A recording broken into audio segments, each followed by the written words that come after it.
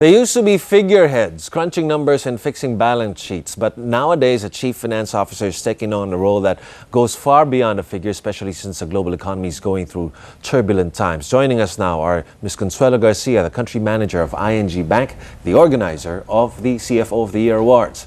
Also here with us are Ms. Sharissa Nuesa, 2008 CFO of the Year, and Mr. Ismael Baisa, 2010 CFO of the Year. Good morning. Thank you very much for joining. Of course, Ms. Garcia is a suke of the show. Yes. I'm going to talk to you first about the ever-changing and complicated role of the CFO.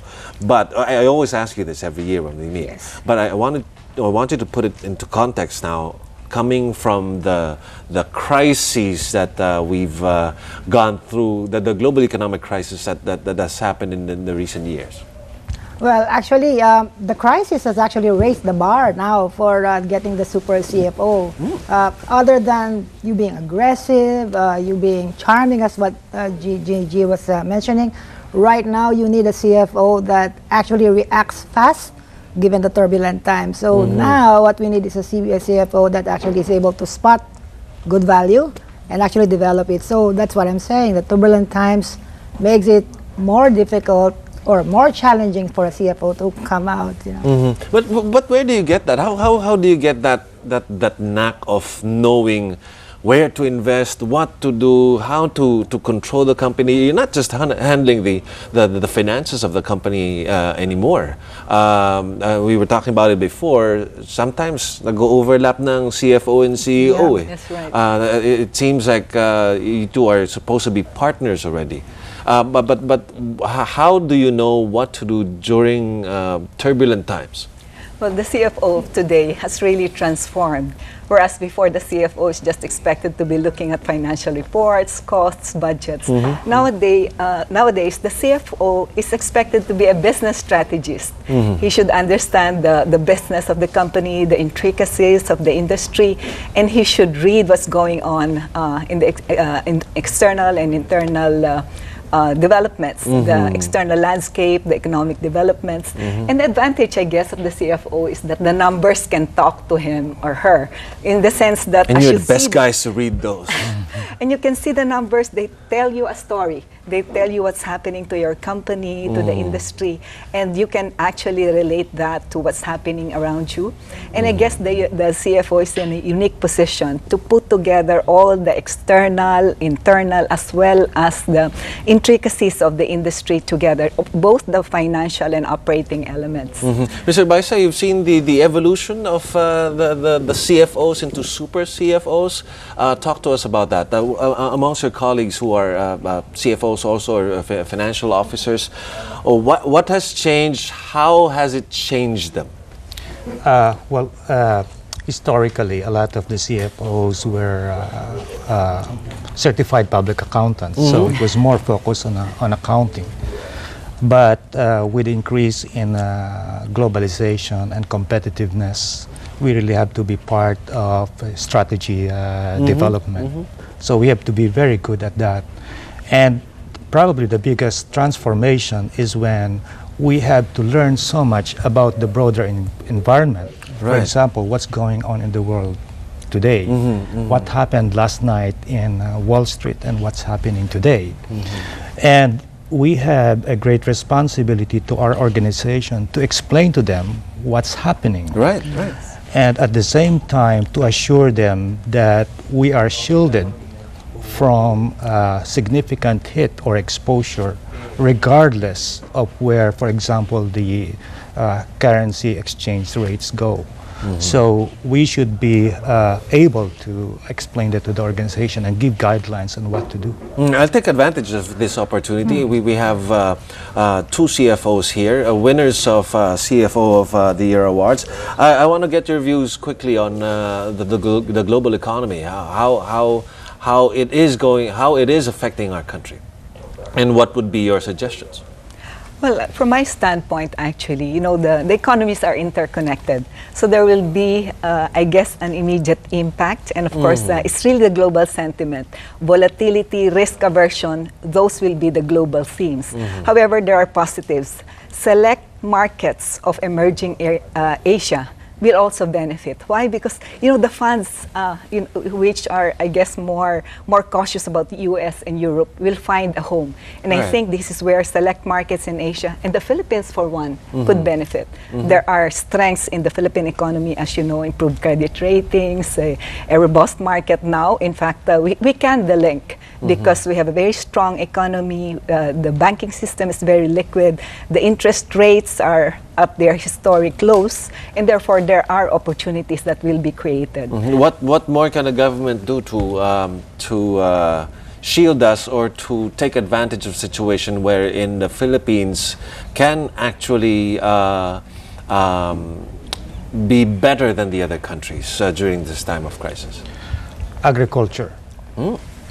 Because the global population is increasing. It will increase by about 1 billion in the next 9 years.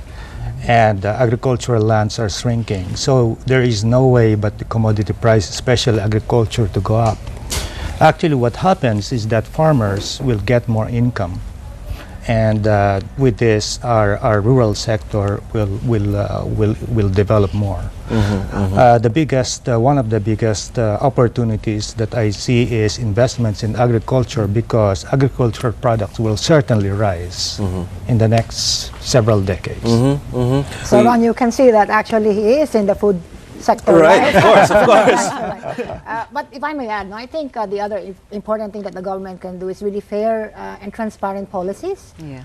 Because I think big companies would need some guideline, and they have big projects that they would want to do. So if they know the policies are fair and transparent, they will forge ahead. And definitely this time, there are a lot of opportunities that will surface because of the turbulent times. And if you look at the companies that have actually grown big from 2008 and 2011, these were the ones who actually were brave enough to take a look at what's happening in the market and look at what is good for the company and to transform them. So this is why, if I may talk about the search, we're actually pretty excited that we'll launch it again, and for the 5th year that we will be able to come out with people like them. Now, there are good exhibits. Of course. Difficult to top, but hopefully we'll find another one. That will again manifest all of the qualities that we need in a CFO. No? You're doing aggressive and charming. aggressive and charming. Aggressive and Not necessarily mean, but aggressive. And they get good pay too. Yeah. You mentioned something interesting a while ago. That you're going to do something different for this year. You're going to be pitting. Shall we call them organizations Yes, first? yes. Tell us more about that, ma'am. Okay, but well, we have partner schools, and then we have La Salle and Ateneo. There's always this intense rivalry that gets the adrenaline rush. So these Pero guys, madami rin naman mas magaling pa dun yes, sa of course, dalawa. because these people did not graduate from Ateneo and La Salle. But so we've thrown the challenge to these two schools. We said, look, get your best and brightest alumnus and search for them far and wide, and bring them, so that you could. They can be nominated. So I think the school pride will make sure that they will nominate somebody that is the pride of their school. So it's really a friendly rivalry, by the way, friendly.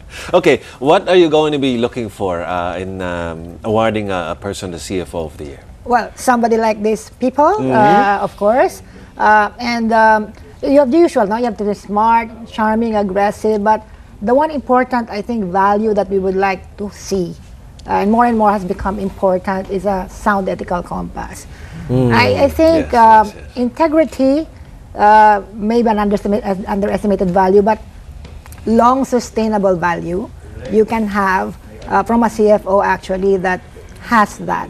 And that's important because investors, they look for that. They will agree to get less in terms of debt securities, and they will buy your stock if they believe that the company has a good CFO and a good CEO, of course. Okay, is it difficult? I mean, you've had this event for the past 4 years. Yes. Tell us how difficult it is to choose from how many nominations do you average every year? Do you get every year? Well, we have a search. It started July, and normally we come out with about 10 to 20, and then we shortlist to about 6.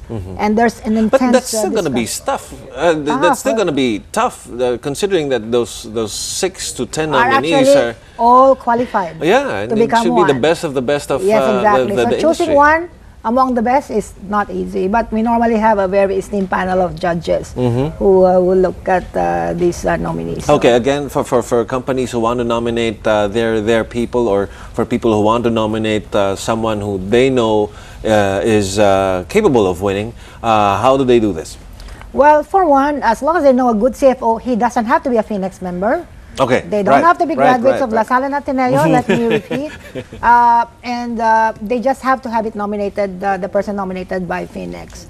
So it's pretty easy. They just go to the website and nominate the person. And we'll do, the search committee will do the rest. Okay, Ms. Consuelo Garcia, ING Bank Country Manager, Ms. Sharissa Nuesa, 2008 CFO of the Year winner, and Mr. Ismael Baisa, 2010 CFO of the Year winner. Thank you very much for joining us. Thank you. Thank you.